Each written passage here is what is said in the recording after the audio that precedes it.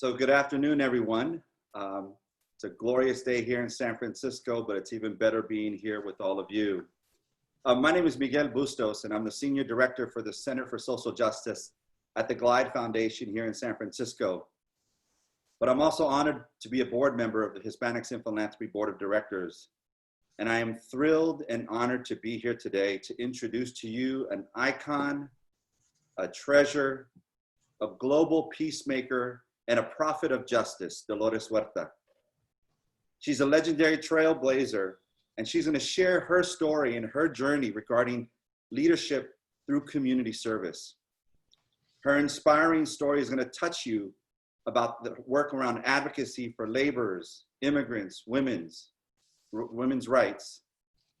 As she said upon receiving the Presidential Medal of Freedom in 2012, she said, "The great social justice changes in our country have happened when people have come together and organized and took direct action. It is this right that sustains and nurtures our democracy today." The civil rights movement, the labor movement, the women's movement, and the equity movement for our LGBT brothers and sisters are all manifestations of these rights, she said. So ladies and gentlemen, without further ado, it should be all of our deep and great honor to be in the same wonderful presence of an icon, a treasure, Miss Dolores Huerta. Dolores, thank you for being here. Thank you, Miguel. Thank you for that beautiful introduction. And I do want to call attention to the poster behind you. And that is a beautiful rendition by the artist Esther Hernandez. And I think people could probably go to the web and find Esther Hernandez because she has so many great, very, I say dynamic images that she has done. And feel free, everybody, to buy one of her works, okay, because they are so incredible. Esther Hernandez from San Francisco. And by the way, she was a farm worker born in the Central Valley of California, now lives in San Francisco, but continues to remember her roots as a farm worker and just all of these incredible, and all of her work speaks to the issues of the day. She's got great works about the wars in Central America and things that are going on today. So I want to promote Esther Hernandez. Thank you, Miguel, for having her poster on your wall. And I want to thank all of you for inviting me. And I'm sure when you all gathered and you were coming to this conference, you know, there were a lot of things that you as philanthropists were thinking, these are the issues that we have to address. Who knew then that these issues would be hitting us in the face and that we would be actually living the issues, not only knowing about them or hearing about them. And by the way, I do want to, number one, congratulate you for existing. For setting up this great organization, because we know that our Latino community has always been given the short shrift when it comes to the type of funding that we need to do our work. And Miguel, when you talk about my journey, today I had a press conference, and our press conference was about the police slayings of African-American men and Latinos, because here in Kern County, in California, we think of California as this beautiful place, but that people don't know that there is a dark side, and that in the Central Valley of California, this is very much like the southern states of the United States of America. And in fact, in Kern County, right here in Bakersfield where I live, the Guardian, a newspaper, noted that we had more police slayings per capita than any other area, any other county or city in the United States of America. And so right now we are all mourning, and we're trying to deal and see what we do with this, the police slayings that are happening and the injustices that are happening to our communities of color. Then, so, you know, while we mourn and we grieve, we know that we also have to take action. But we know that the root of the problem is really simple. It's racism. And this is something that I have been fighting for almost my entire life, since I was a teenager, and the way that we were treated by police and our teachers. And it's something that I have been fighting for my entire life. But now I think that the issue is so in our face, and it has now been identified. And I know much of the philanthropy that has been given to organizations is also to kind of attack some of the ramifications of racism. But I think now we've got to really come up and we've got to say, hey, we don't even have to think about what is our mission. Our mission is simple. Our mission is that we have to end racism in all of its manifestations, and we have seen how terrible they are. We have to kind of erase the hatred, erase the ignorance, and it's not going to happen by us just talking about it. So I think we've got to call out every single public and private institution, every governmental agency, and say it's time to do something about the racism in our country. With the COVID-19 epidemic really spotlighted when you have the majority of the people that were, that had the impact of COVID-19 were people of color, 65% Latinos, and then our Native Americans, our indigenous populations, how they were hit so hard. And of all of the people that should have been protected, they should have been the first ones. And so we know because of the health disparities, the economic disparities, the educational disparities, these are all the results of racism. And, when I speak at conferences, and I'm going to do this here now, I like to remind people that one way that we can erase this ignorance is by one simple scientific fact, just reminding all of us that we are Homo sapiens, that we are one human family. And the way that we survived on this planet was by supporting each other and taking care of each other. Otherwise, we would have been lunch for the bigger animals on the planet. And then we have to remember that Homo sapiens, which is our species, that we started in Africa. We started in Africa. And if we can just tell everybody out there and, take this to the dinner table conversation with your family and friends and say, hey, did you all know that we are all Africans? Africans of different shades and colors. And guess what? We can say it to all those white nationalist racist organizations out there, the KKK and the White Citizens Council, all of these Aryan groups and neo-Nazis. We can say to them, just get over it. You're Africans. Get over it, you're Africans, okay? Because then they have to reflect. Of course, they're going to be in denial, but at least we can plant that seed in their brain to try to get rid of racism. But we don't have to go so much further than that. And so I would say to our philanthropic dollars, let's put those dollars into organizations that are actually doing something to combat racism. And we've got to have some metrics out there. We've got to look at the employment figures. We've got to look at the employment figures of our African-American community. I know I just do it myself mentally when I go into a restaurant or I go somewhere and I see how many African-Americans are there, how many are waiting on tables and not just in the back room, how many Latinos are there, how many of them are employed. And if we look at those statistics, then we're going to see that people are locked out of opportunities, are locked out of jobs. And that is so basic because if people cannot even find work, how are they going to support their families? One of the statistics that I just heard was when the Attorney General of Minnesota said that in Minneapolis, that 70% of the white families own homes, but only 20% of the Black families. And then we could look at the statistic, at that statistic and say, how does that apply to Latinos? How does that apply to Latinos? How many of them own their own homes? And then we look at the wage disparities, but we see that so many of our Latino families are working at minimum wage and that two people have to earn a living. And when we think about the minimum wage disparities, we know had the minimum wage kept up with the cost of living, it should be over $30 an hour. I think about $38 or $40 an hour right now. So these are the things that are really keeping our communities down and keeping them from progressing. And then we have to look at our educational systems. We have got to start putting into our educational system, starting from kindergarten, the true story of the United States of America, the Howard Zinn story of the United States of America. So little children will learn who did the hard work to build this country. Our Native Americans who were the first slaves, African slaves who built the White House and the Congress, and all of the immigrants that came here to build our country, Mexico, from the Philippines, from Asia. And by the way, since this is an Hispanic this is an Hispanic event that we're having, I love to tell people, look at the map of the United States before 1847, okay? Because then, oh, people will get a shock. A third of the United States was actually belonged to Mexico. And so when they tell us Mexicans, you know, go back where you came from, we have to say, hey, we are where we came from. This is who we are. So, you know, we don't fancy those deportations very much because we feel that we belong not only here, but to the Americas. So, and then we have to look at this criminal justice system. We've got to look at our policing. Number one, we've got to get police out of the schools.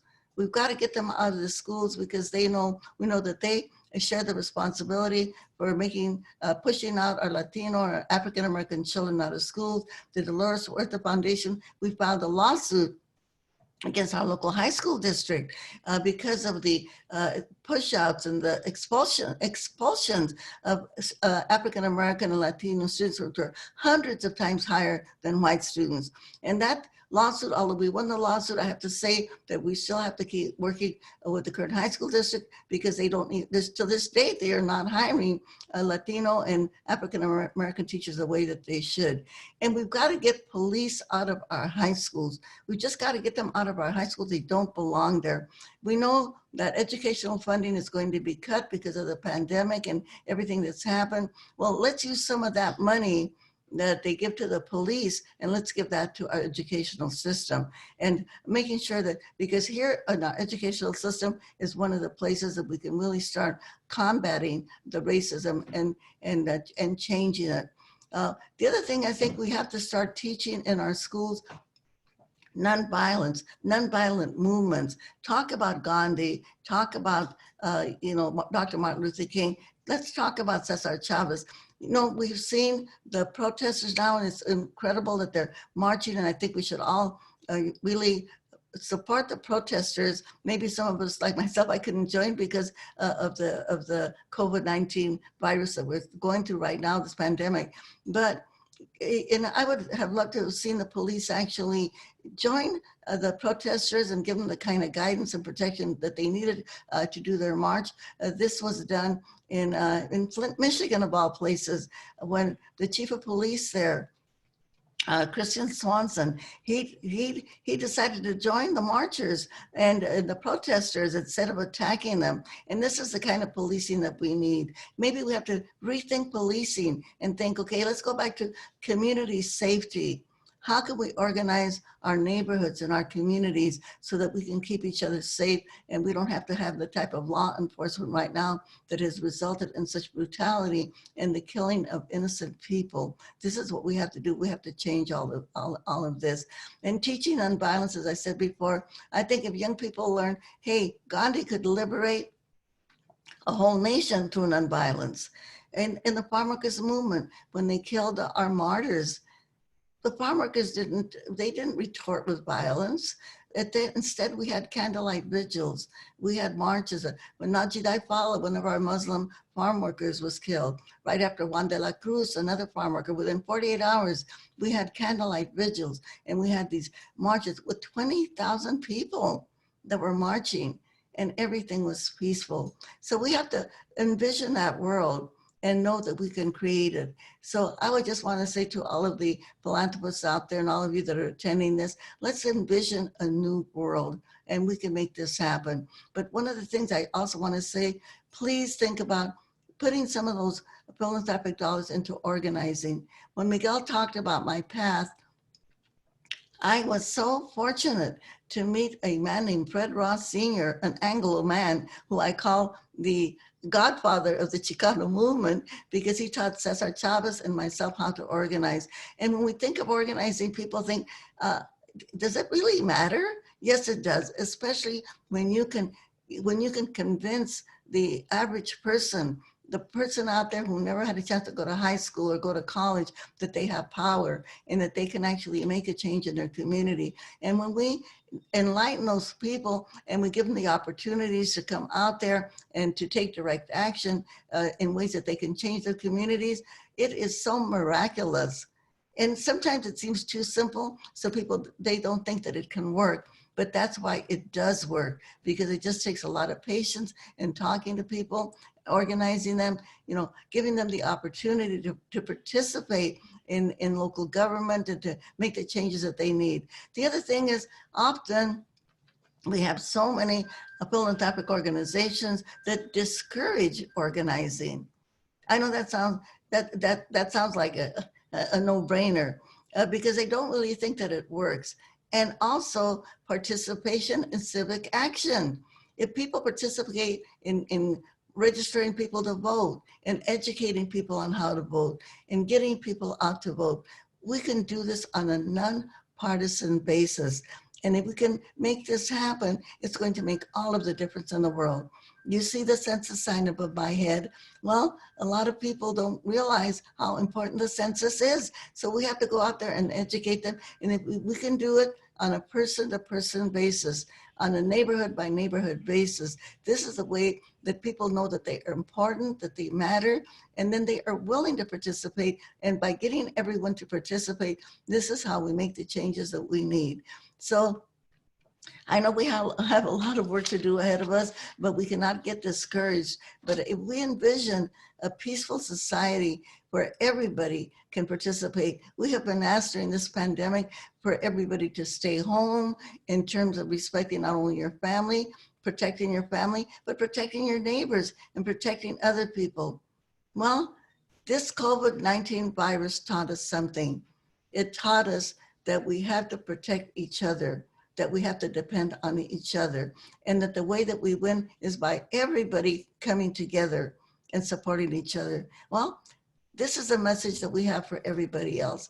Let's do this. Let's think about ways that we can protect each other and that we can support each other and that we can organize each other. And that's the way we build the world of the future.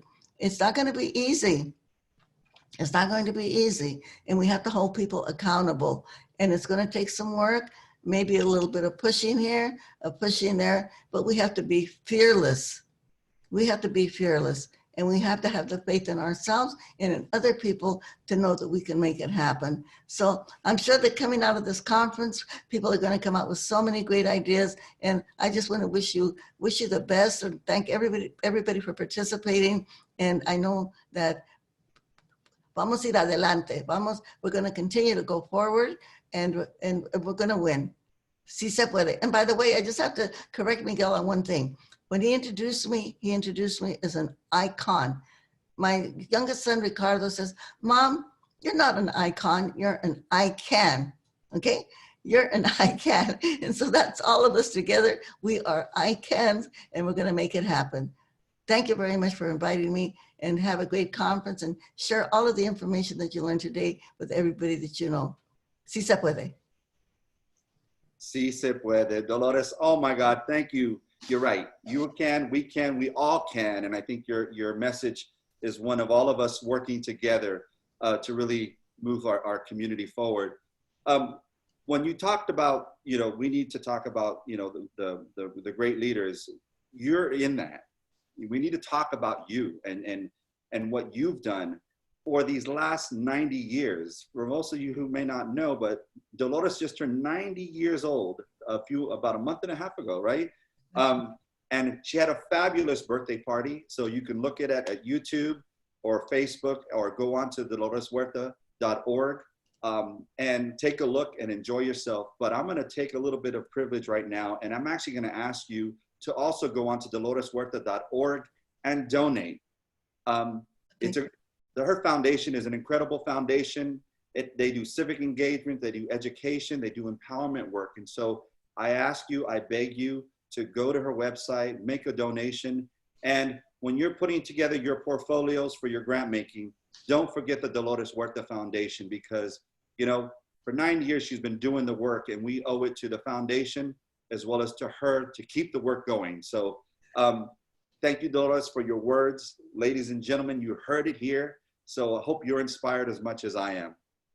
Now I'd like to introduce to you a wonderful music video performance that was produced by an incredible and talented Latina named Ana Barbara, who wrote the following song to support the Farm Worker Pandemic Relief Fund. So with that said, please take a look and enjoy. Thank you for joining us. Mis hermosos, mis pedazos de mi alma, como siempre, me da mucha emoción y me siento muy motivada de pertenecer a este evento en especial, que a nivel virtual, pero con todo el corazón, estamos apoyando a toda esa gente que estamos de verdad tan agradecidos de que existan, a la gente del campo. Gracias por todo lo que hacen cada día, cada verdura, cada fruto, cada legumbre que yo consumo, que yo como con mis hijos, se los agradezco en el alma profundamente. Y este evento es para ayudar al fondo de ahorro, para que ustedes tengan una mejor calidad de vida en esta contingencia. Por mi parte me toca lo que yo sé hacer, que es componer y cantar, y les voy a cantar precisamente un tema nuevo que se los voy a dedicar con todo mi corazón. Espero que les llegue directo al suyo. Esto dice: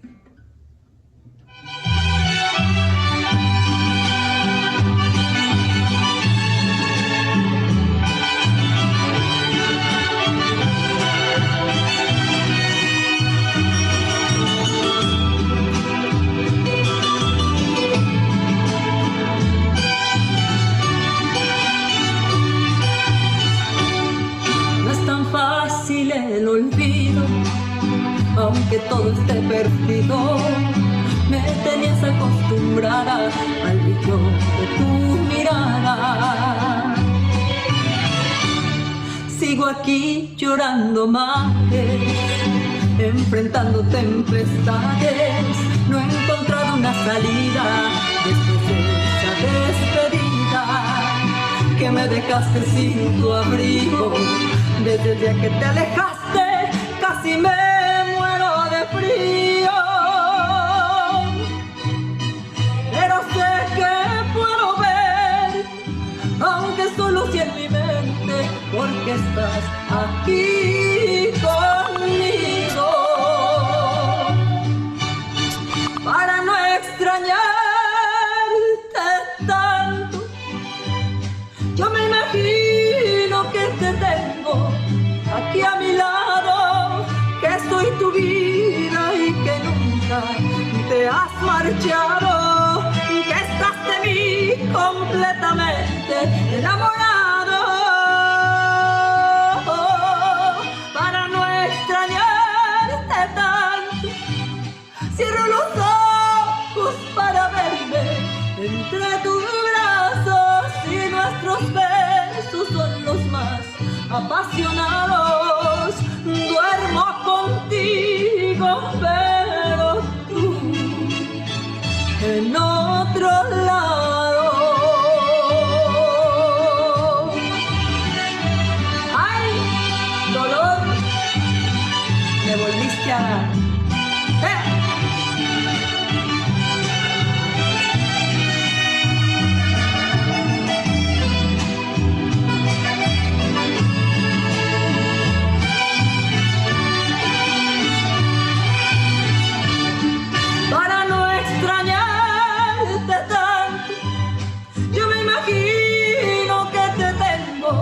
Aquí a mi lado, que soy tu vida y que nunca te has marchado, que estás de mí completamente enamorado. Para no extrañarte tanto, cierro los ojos para verme entre tus brazos, y nuestros besos son los más apasionados.